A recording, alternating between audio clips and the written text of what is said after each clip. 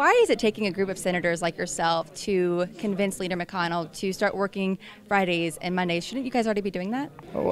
Yes, we should, and that's kind of a no-brainer from that standpoint. There's just precedent around this place. This is the way this place is dysfunctionally operated for decades, and it's unfortunate. So we're just trying to provide some leadership here and say, listen, we have enormous challenges facing this nation. This moment of time, it's unique.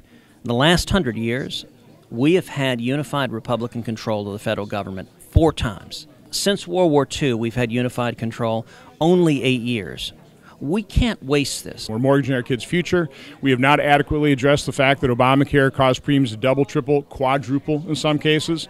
We're not funding the government. We're not prioritizing spending. So there's so many challenges that are just not being addressed adequately. I think one of the tipping points in this was when Congress passed a 2,232-page spending bill in March, a bill that spent $1.3 trillion.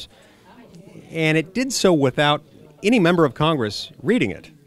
When the president signed it reluctantly into law, he said, I'm never going to sign another one of these again. I took him to mean, never going to sign another one of these spending bills that had not been read by any member of Congress, that hadn't been debated, discussed, or hadn't been amended.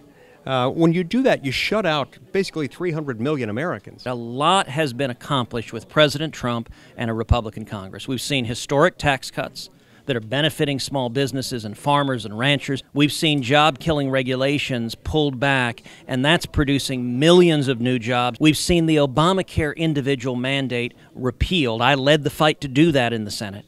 And that is benefiting millions of Americans. And we've seen principled constitutionalists confirmed to the federal courts. That's a strong, strong record of achievement.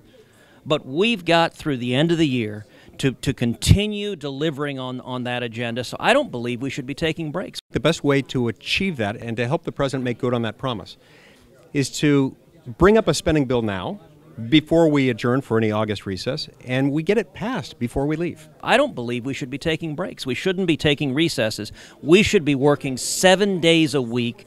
We shouldn't squander even 1 minute of one day while we have the opportunity to really deliver for the American people.